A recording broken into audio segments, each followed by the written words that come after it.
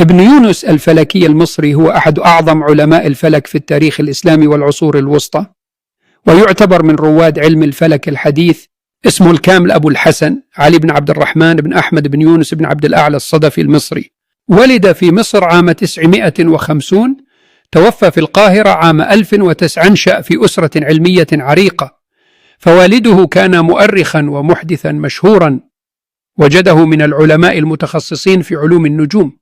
أبرز إنجازاته الفلكية رصد كسوف الشمس وخسوف القمر بدقة عالية عام 978 ما في القاهرة.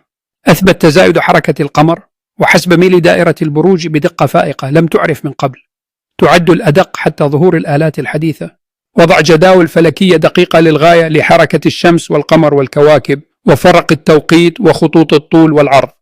يعد من أبرز الأعمال الفلكية في العصر الإسلامي. حظي بدعم كبير من الخلفاء الفاطميين، العزيز بالله ثم ابنه الحاكم بأمر الله، الذين بنوا له مرصدا فلكيا على جبل المقطم قرب القاهرة، وجهزوه بأفضل الآلات والأدوات المتاحة في ذلك العصر. أشهر مؤلفات الزيج الحاكمي الكبير أو الزيج الكبير الحاكمي أتمه في عهد الخليفة الحاكم بأمر الله، ويحتوي على جداول فلكية شاملة ودقيقة للغاية، اعتمدت عليه مصر لقرون في تقويم الكواكب.